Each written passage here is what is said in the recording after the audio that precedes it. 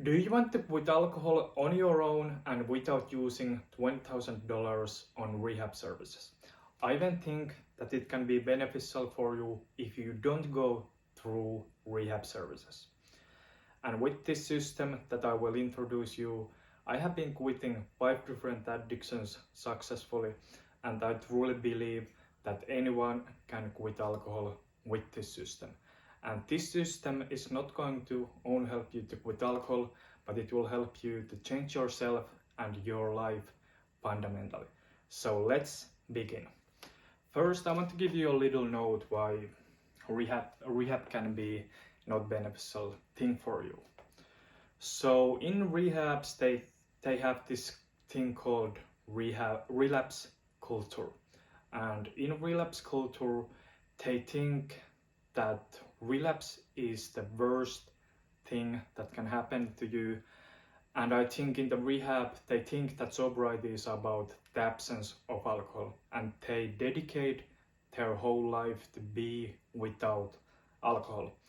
And if alcohol has been giving you a lot of pleasure or relief, and then your life main objective is to be without this substance that has been giving you a lot of pleasure and relief, then think about how the hell you're going to be happy in that situation, or how you're going to create an amazing life in that situation. I think the life will be a struggle if your main goal is to be without substance that has been giving you a lot of pleasure and relief. So those are the things that I think can be not beneficial thing for you in rehabs. So the next thing I want to talk about couple principles that will make successful system to quit alcohol. So first we have to cure the symptoms of alcohol, and then we have to understand and solve the cause of those symptoms. But I think the most mistake that people usually do in these addiction circles is that they obsess with the symptoms, and then they don't really try to understand the cause of those symptoms. And just a little note that when we start to create this system, it has to be based on trying to cure the cause and still curing the symptoms, but not over obsessing with this thing, but focusing more on this, because this is the key to real freedom. So this system has 6 principles and 6 building blocks. So the first principle is understanding your drinking profile. And when you understand your drinking profile, it helps you to identify what is the real problem, and it gives you a direction on where you have to go or what you have to look on your own situations. So maybe we all drink, but we drink for different reasons. So are you a person who drinks on the social situations? Then maybe you are a social drinker. Or are you a person who drinks when you face stressful situations?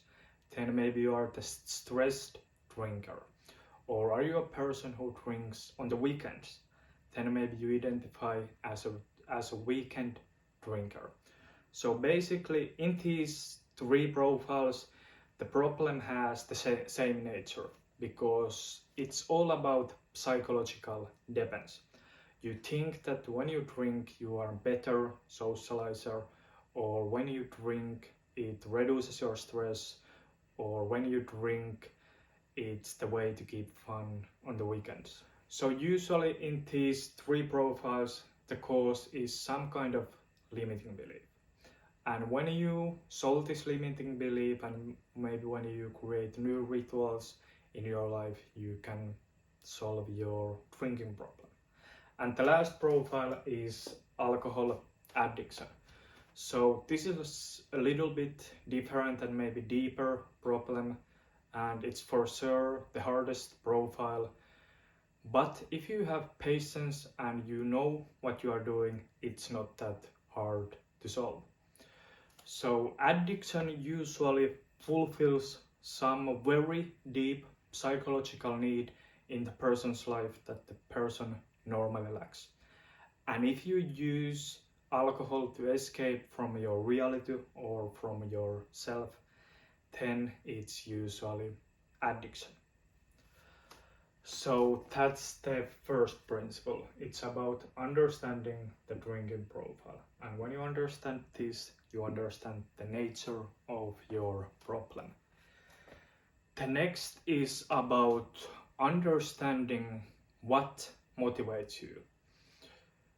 If you haven't been successfully to quit alcohol or changing your life or changing your bad habits, or if you haven't been successfully do any kind of change, one of the reasons for that can be that you don't simply know what motivates you. As a human beings, we are different, we have different personalities, and we are motivated by different things. And when you know what motivates you, what drives you, it's a huge thing.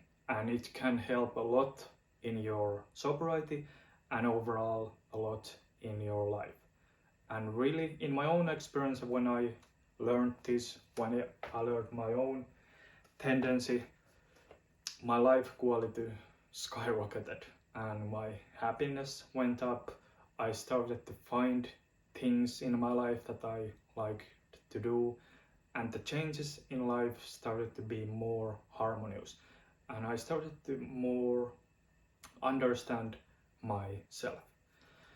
So the four tendencies is personality framework, which basically tells how people respond to inner and outer expectations.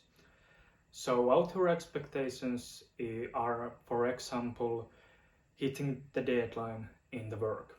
An inner expectation is, for example, New Year resolutions, and quitting alcohol is inner expectation. So the first tendency is upholders. Upholders respond to both expectations, and upholders are usually people who are very, very disciplined. They like to put things on their schedule and to-do lists, and they are very routine oriented. And this is the most rarest personality or tendency, and they are motivated by routine and their schedules. So the next is questioners. So questioners question every expectations. They only going to respond to inner expectations if they find big enough reason to do that. So they are motivated by logic, reason, and fairness.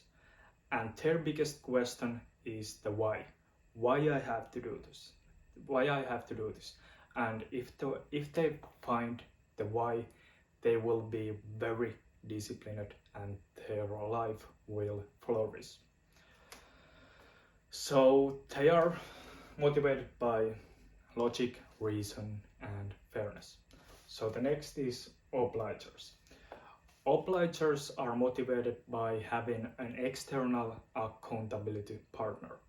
So they're going to only respond to outer expectations, though. So if they want to achieve their inner expectations, they have to turn the inner expectation to the outer expectation. And how you can do that? Basically, you just have to have accountability partner. So if you are a obliger and you want to quit alcohol, you can hire a coach, you can hire a therapist, you can have a friend as your accountability partner. You can join an online community group where people try to quit alcohol, and maybe you can find their accountability partner. So obligers' biggest mission is to find the right channel of accountability partner or the external expectation. So the last tendency is rebels, And rebels are basically motivated by freedom and choice. If you say rebel that I want you that you start to exercise, they're basically going to do the opposite, because for them the freedom is very, very important and they are motivated by freedom. So if the rebel want to quit alcohol, it has to be his own choice. And usually for rebels, schedules or routines are not that beneficial thing, because they take the freedom from them and they are not very motivated by having schedules or routines. So that's basically the 4 tendencies, and if you want to know your own tendency, you can do the 4 tendencies online quiz, and it's very easy to do. It has, I think, 12 questions. You can do it in under 10 minutes, and this quiz can be a life-changing. If you know your tendency and you start to use it as your advantage, it can make life-changing changes, and it really skyrockets your happiness and everything. So the third principle is the language of the drinking problem. So I want to tell you about one really interesting study. So there was a study about graphic signs in cigarette boxes. So nowadays we have pictures about lung cancers and people in their deathbeds in cigarette boxes. And the purpose of these pictures was that the doctors think that when they put these pictures on the cigarette boxes, they will motivate people to stop smoking. But the findings of this study was really interesting. These pictures was not decreasing people's positive attitudes towards smoking, but it was increasing people's positive attitudes towards smoking. And what is the reason for that? Well, when you see pictures about in their deathbeds or lung cancers, you will feel fear. And what is the better way to calm your fear than to smoke a cigarette? And this study demonstrates perfectly what is the language of the drinking problem or addiction. And it demonstrates perfectly that you can't outsmart addiction by using logic. If you watch people who has some kind of addiction, I think the logic is not very present in those kind of situations. And I don't say this in a judgmental way, but by just observing these peoples and understanding what is the realm where they operate. And the language of the drinking problem is emotions. And if we want to overcome addiction or drinking problem, we have to master our emotions and we have to be very smart with our emotions. For example, if you judge your behavior yourself, you will create very negative emotions in yourself, and then those emotions will drive those addictive behaviors. So that's not very smart way to use emotions. If you just think about the negative consequences of your drinking habit, then you will create more fear, and it is not very smart way to use emotions. And I think all the people who drink, take drugs or do some other destructive behaviors, they know that what it will do them, but still they can't quit. So forget the judgment and just thinking about the negative consequences and learning to master the emotions. So what it means to master your emotions? It basically means that you learn to sit with your negative emotions. When you sit with them, they will pass. And it also means that you learn to produce positive emotions in your life.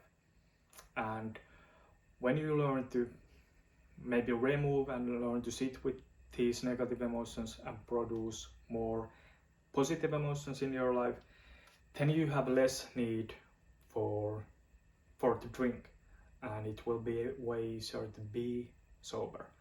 So it's a really important point that if you just learn to master your emotions, you can quit any kind of addiction. And overall, if you master your emotion, it will skyrocket your life quality, and life will be way more fulfilling.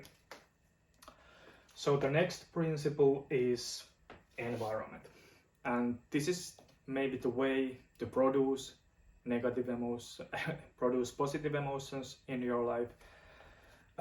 This is the way to identify even your problem. This is the way to even solve your problem. You can use many ways of your environment, and environment basically dictates how much you will have stress or cravings for alcohol in your life. Maybe one of the biggest problems with people who try to quit alcohol is that when they quit alcohol, they basically try only to change their behavior, but they don't try to change themselves or with their lifestyle. And just think about a situation where a person tries to quit alcohol, but if he constantly sees people who drinks, if he go to the places where what reminds him about the drinking habit, if we have very unhealthy habits that doesn't support his sobriety, or if he have physical environment that is not in order, and there is basically nothing that reminds the person about sobriety, then it will be very hard to quit alcohol, because basically all of these things reminds you about the drinking habit, and then you will have more cravings and you will have to use more willpower to resist those cravings.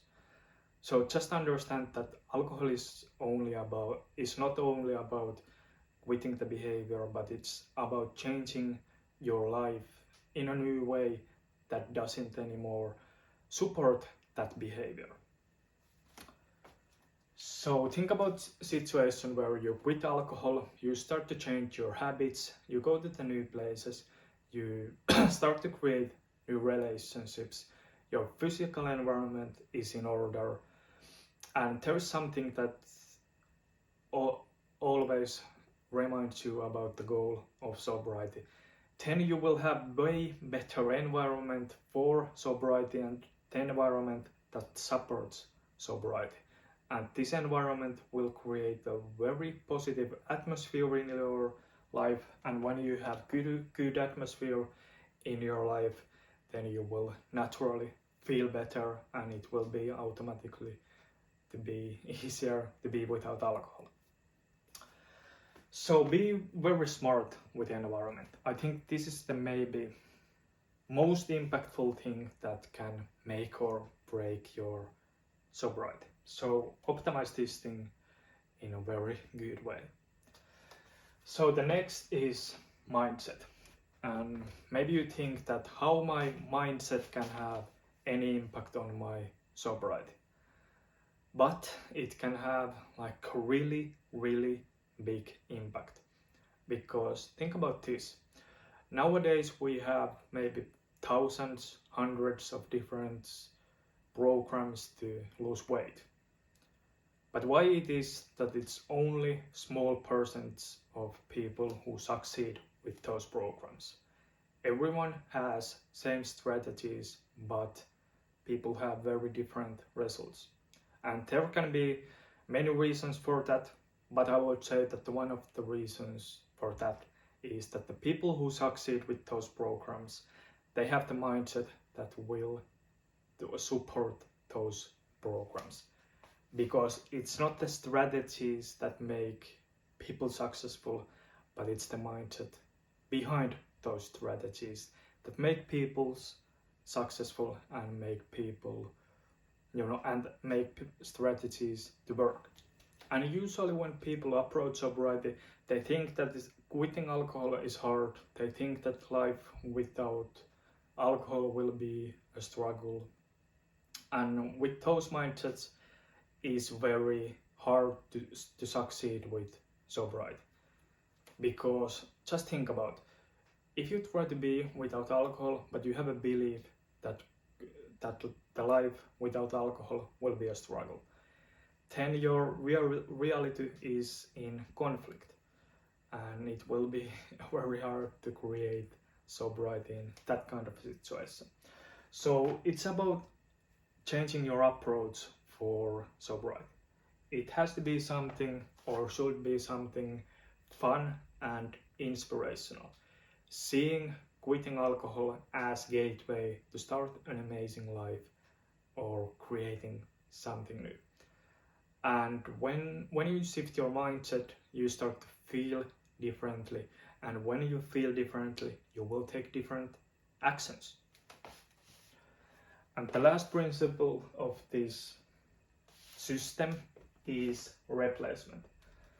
So it basically means that quitting alcohol is not about leaving something, but it's about creating something new.